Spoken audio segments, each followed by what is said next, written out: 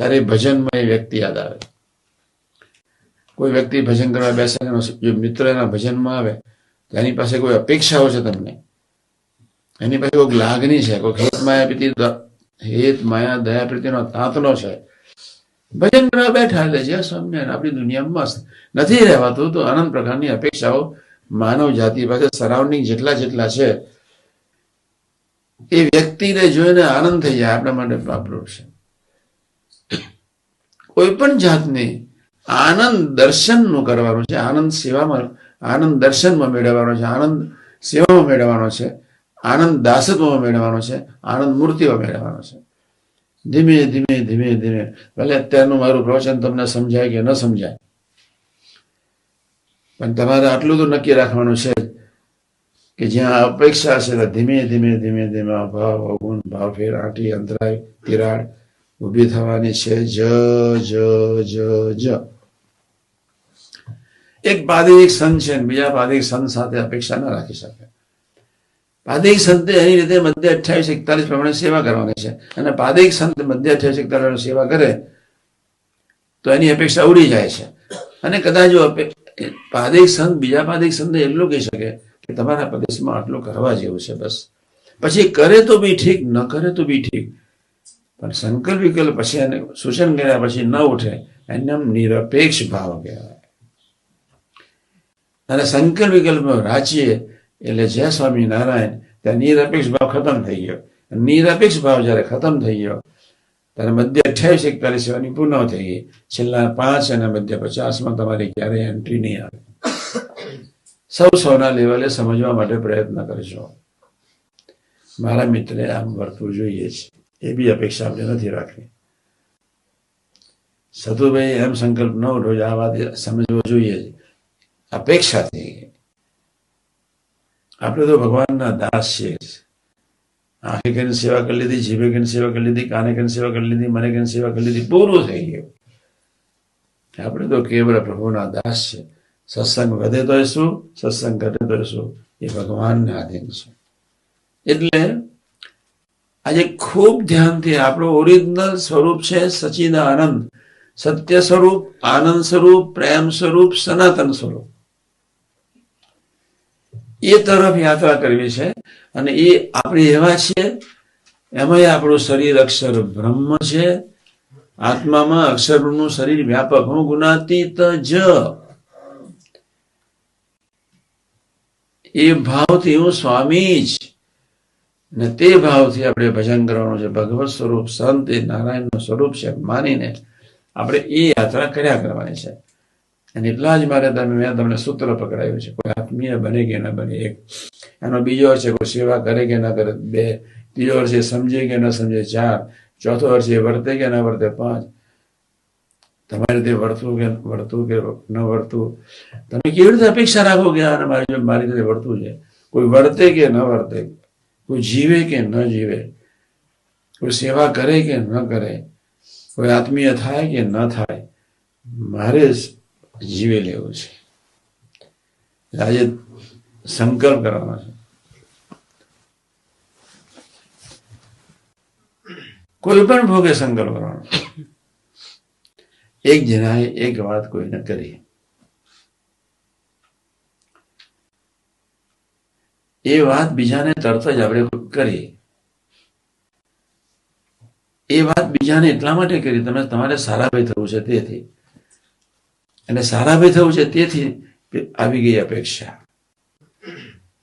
મારે ઊંડે ઊંડે સબકોન્શિયસ માઇન્ડમાં સારા ભાઈ થવાના એવા દરેકમાં પડેલા છે જ.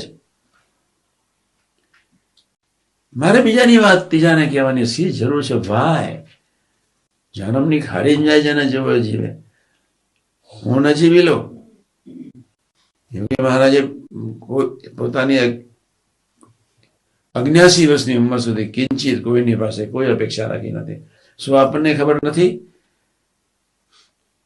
60 વર્ષની ઉંમર સુધી રસોડામાં જ, 65 વર્ષ પછી જય સ્વામિનારાયણ શાસ્ત્રીમાંથી ગુણગાન શરૂ કર્યા. 65 વર્ષની ઉંમરે એમનો પહેલો જન્મદિવસ પ્રાગટ્ય દિન ઉજવ્યો. પહેલા પ્રાગટ્ય દિને મિનિમમ બહુ તો 3-4 હજાર માણસો હતા, અને 70માં પ્રાગટ્ય દિને ગોંડલની ધરતી પર 3,000 માણસો હરિભક્તો હતા. છતાં એની મસ્તી અને કોઈ સંકલ્પ જ નહોતો કે સાંગો પાંગ. એક યોગી મહારાજ એટલે અનંત મુક્તો એની આગળ નહીવત કહેવાય એક. બીજો યોગી મહારાજ એટલે ભગવાન સ્વામિનારાયણને અખંડ રહેવાનું સ્વરૂપ બે. ત્રીજો યોગી મહારાજ એટલે સાંગો પાંગ સંપૂર્ણ રીતે સર્વ ઐશ્વર્ય પ્રતાપ ગુણ સમૃદ્ધિ ઐશ્વર્ય સાથે નારાયણને ધારણ કરનારું સ્વરૂપ. આવા ભવ્યાથી ભવ્ય સ્વરૂપને પણ કોઈ વર્તે કે ન વર્તે એવા સંકલ્પ ઉઠ્યો નથી. વિચારને પામતા નથી આપણે. વાતના આપણે પૈસા આમ વર્તું છે આમ વર્તું. આપણે એક વાર કોઈ લીડર છે તો લીડરે કહેવું છે કે આપણે વર્તો. કોઠાસીને કહેવું છે કે આમ વર્તો. ફુવાએ કહેવું છે વર્તો. પછી ફુવાને કોઠાઈ છે ને પછી મનન ચિંતન કરવાની કોઈ જરૂર નથી. પછી એક વાર સૂચન કરે તો જય સ્વામિનારાયણ મનન ચિંતન કરવાની કોઈ પછી ન વર્તે તો મારી પાસે આવવું છે આત્મીય. પણ મનન ચિંતન અપેક્ષાનું બી મનન ચિંતન ન થવું જોઈએ. એટલે આપને આજે એક સંકલ્પ દ્રઢતાથી કરો. કોઈ પણ ભોગે કરવાનો છે. અપેક્ષા એટલે એક જાતના હમનું પોષણ. એક અપેક્ષા એટલે સારા વિતરણનો. અપેક્ષા એટલે ડાપણનો સ્વભાવ. અપેક્ષા એટલે પોતાની જાતનું પ્રદર્શન. અપેક્ષા એટલે ઊંડે કોક રાગ દેહભાવનું પોષણ, દેહભાવનું પોષણ અપેક્ષા કરે જ આપણે નિરપેક્ષ ભાવે વર્તવું છે. સૌની સેવા કરે છતાં સૌથી બહાર, સૌની સાથે વાતરો થાય છતાં સૌથી પર. એક તું રાજી થાય એવી એક ભાવનાથી બસ. અપેક્ષાઓ રહે છે એનું કારણ દેહાભિમાન છે ને દેહભાવનું પોષણ છે. એટલે આજે દ્રઢ સંકલ્પ નહીં સમજાય છતાં તમને હું વાત કરું છું કે મારે હવે સંકલ્પ આપણે દ્રઢ સંકલ્પ કરવો છે. કોઈ પણ જાતનો અપેક્ષા મારે કોઈની સાથે ક્યારેય રાખવી નથી. મેં વર્ષો પહેલા બી વાત કરી હતી. રસોડામાં 5 જણ છે એને બધા 1 જણ રહી ગયા હોય તો રસોડાના સાધુએ સંગ ભજન જ કરવાનું. હે મહારાજ મને વર આપશો. કોઈ નથી તો હું સેવા કરી લઉં. પણ મને કોઈના વિશે ભાવ્ય ન થાય, મને કોઈના સ્વભાવનું મનનચિંતન ન થાય, મને વ્યક્તિનો આકાર ન દેખાય. એટલે આજે દ્રઢ સંકલ્પ કોઈ પણ ભોગ આપણે કરીએ. અનંત પ્રકારની અપેક્ષાઓ છે, અનંત પ્રકારની. યોગી મહારાજે એક સેવકની ફરિયાદ, યોગી મહારાજને એક સેવકે એક બીજા સેવકની ફરિયાદ કરી. તારી યોગી મહારાજ હસતા હસતા બોલી ઉઠ્યા, શાસ્ત્રીમાં સંભાળ લેશે. પેલાનું મોડું આટલું થઈ ગયું. અમે તો બધું નિરંતર ચારે નિરંતર હતા સ્વામીજીની સાથે, નિરંતર. પોસ્ટમાં તો નિરંતર આવે, બધા હજારો આવે ને જાય તો હું તો ત્યાં બેઠો હોવ જ. સ્વામીજીનું હેત નિરપેક્ષ ભાવે હતો. જો અપેક્ષાથી હેત હોય તો સ્વામીજીને ઊંઘ ઉડી જાય. મારા બધા વર્તતા જ નથી. અપેક્ષાવાળું હેત હોત તો હેત માયા દયા પ્રીતિ ખોટી ઊભી થઈ જાય. આપણે હેત માયા દયા પ્રીતિથી અપેક્ષાઓ રાખીએ છીએ. આપણે પોતાના સ્વસારોનું પોષણ કરવા અપેક્ષા રાખીએ છીએ. પોતાનું ડાપણ પ્રગટાવવા માટે અપેક્ષા રાખીએ છીએ.